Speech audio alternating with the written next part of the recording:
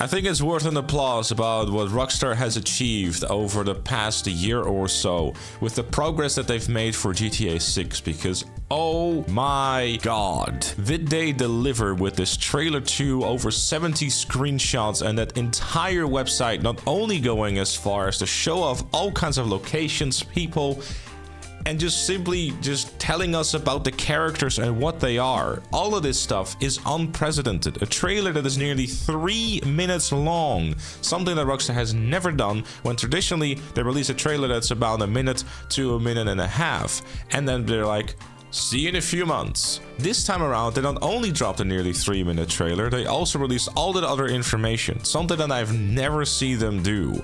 Normally, it's just a little bite-size of information, but I figured maybe after all this time of hearing nothing about the game and people have been constantly shouting at them with door closing memes and that sort of stuff, they might have thought, you know what, let's actually show off the game in a meaningful way. Because obviously, after the massively disappointing news about GTA 6 being delayed to May 26, 2026, a lot of us were just kind of like feeling very down.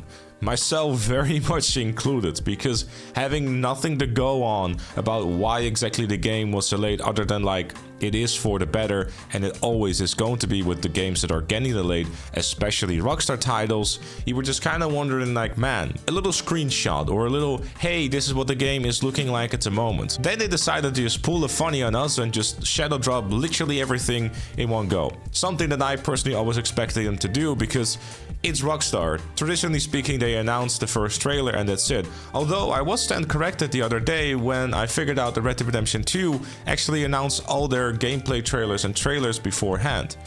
Something I didn't know, but with GTA at least they did it the way that I said that they did. My reaction to trailer 2 was genuine. No played up YouTuber or streamer type of thing. That is genuinely me. That is the GTA fan in me that has woken up again. Like, genuinely. Especially after the disappointing news that we had to wait another year for the game. And I was completely shattered. Like, it actually affected me way more than you might want to hear about. Because I was just sitting there like, man, another year! I just want to play the game, please. But then when I saw trailer 2 and I was sitting there like a fucking buffoon constantly going, this is why you have to wait another year. It's just genuinely just me just being so excited, because they showed off how much progress they have made over the past year or so with the game. If you want to see a bit of a comparison between trailer 1 and 2, definitely go out and check out the video I did on that, as it will give you a better idea of how far along they've come. If this is the kind of progress that they made in a year, you can only imagine what they were able to achieve with having yet another year. Obviously, like I said in that video as well, I think the next year or so is probably going to be more spent on like squashing bugs and, you know, enhancing performance where necessary, and not necessarily on trying to make the game even prettier, because I think I'd be inclined to wonder how they would even go about doing that.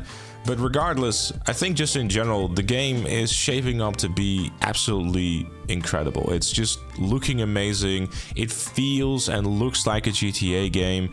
It feels like it's going to be an evolution. The characters especially is definitely a highlight for me, because a lot of the side characters in this game feel like they belong in a GTA game. Whereas in GTA 5, I often still felt that the side characters, while they weren't inherently like bad or whatever, they were kind of missing that like typical GTA edge. And I think the focus of GTA 5 was a lot more on the main characters, and that was the reason why. But I still felt like if you compared it to like a GTA 4, where you were like not having someone like a little Jacob and a Roman and that sort of stuff, where this time around it seems that that is back again, which is just great. Which obviously goes also hand in hand with the world itself. Rockstar so far, if there are going to be more, we obviously don't know, but one would assume there's going to be at the very least 6 different areas within the game. Maybe these are all the areas we'll have, and if that's the case, we can be more than satisfied. There's a huge variety of different types of areas that we can go in. You have the city of Vice City itself, with like the 1 or 2 islands that is going to be there, the Port Gallhorn, the National Park, Park, Ambriosa, the Grass Rivers, and obviously the Keys as well. Like, there's a large variety of different kind of like, what's the word I'm looking for? Biomes, that's it. That we'll be able to like explore through, right? Like, I can just already imagine me just like driving with a bit of a larger truck and just run over like gators and stuff like that. I mean, I'm not saying anything shocking or anything like that, because we all know, we thought about it. It's going to happen without a doubt that we're driving through the Grass Rivers and we get out of our vehicle, and out of nowhere a gator decides that we are now going to be lunch.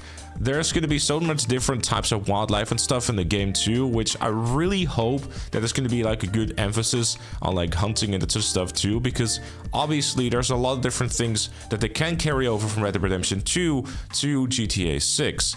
Horse riding is something people have brought up too, which would be really interesting if we can do that as well. Obviously, I don't know enough about game developments to know how much memory or how much room there would be for actual horse riding within the GTA 6, given that the ultra realistic things that they have brought on from Red Dead Redemption 2. Obviously, in RDR2, the game is a lot more focused on horse riding, so that's like the primary way of driving. So I don't know enough about game development to know whether or not it's actually something that's feasible, but it's just really exciting to see that the map is going to be like very varied compared to like a GTA 5, where I guess the largest criticism of that map is basically, here's Los Santos and here's a bunch of dirt. It's probably a really simplified way of saying it, but especially I guess after this many years, having more variations will also probably have like the GTA 6 online counterpart probably make it a lot more interesting. Speaking of which, judging by the mapping project, it's going to be quite a sizable map, and having already spotted a Boxville, I'm really hoping that they'll leave the Boxville for what it is, in that like little deserted place there, and that we don't have to use it in online activities, because that would not be very fun to have to drive all the way from the Leonardo Keys and just drive all the way up north to a national park to like deliver some meat or something for our meat packing business. I don't know what they're doing with online, I got no clue. Which is one of the reasons why I also really hope that when it comes to like the speed of the vehicles, that is something that they'll just like throw up like more along the side of like an HSW type of speed,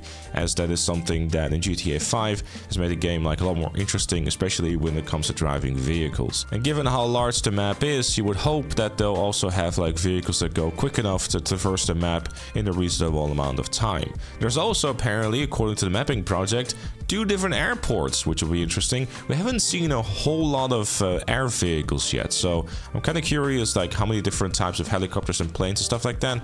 Boats is something that seems to have quite a large focus. As you can see in this screenshot, there is a variety of different boats, speedboats and some slower ones, some yachts, like the whole 9 yards. So there's just so many different things to like still dig into when it comes to this trailer and this screenshots and all the information that we got. One thing I definitely still want to focus on and do a video on later down the line is like kind of focusing a bit more on the story itself, because there's quite a few interesting things that we have seen within not only this trailer, the screenshots and the information and stuff, but we've learned so much that maybe we can start like piecing together a little bit about what the game is shaping up to be.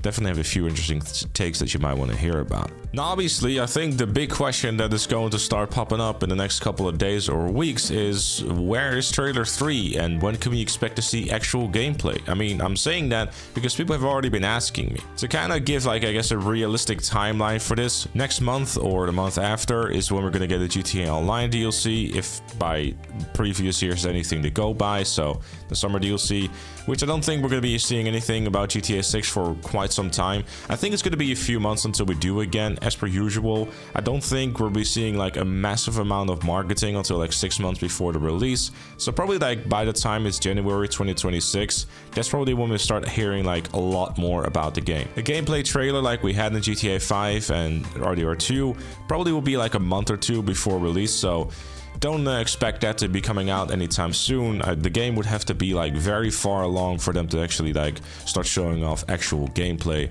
They have obviously said during this trailer that half of it is cutscene and the other half is also gameplay itself. But with the trailer you can very much like manipulate things and make sure that actually everything looks as polished as it is. The game itself is probably like, you know, very far along, but still plenty of polish and fixes are still required, because, you know, game development, and especially in a game on this scale, they're definitely going to need that other year to do a lot more work. So I would personally say that you shouldn't really expect anything new regarding GTA 6 probably until like after Borderlands 4 has come out. I think that's a pretty realistic thing to expect, given the fact that, you know, there's some holidays and stuff like that. Maybe that I could all screenshot or bits and bobs of information here and there, but I wouldn't necessarily expect anything super major for the next couple of months, given the fact that how much information that we've gathered over the past week or so. I think we'll be content for a little while. Obviously, we're all dying to keep hearing more and more and more about the game, but I think for now, I would say that we're gonna be totally fine for a little while. Having said that, that's kind of just some of my thoughts and everything about this wonderful information gathering that we've done over the past couple of days, and I am really looking forward to talk much more GTA 6 to you all very soon and in the coming months and year ahead. GTA 6 feels real again. The GTA fan in me is alive and well, and I am very much looking forward to get my hands on this game because it is shaping up to look incredible, and it's just going to be a very long year until we actually get to play it, but that's okay. The devs are doing a great job, and I wish them the best of luck. Huge kudos to them. Thank you everyone for watching, and we'll see each other later. Bye bye.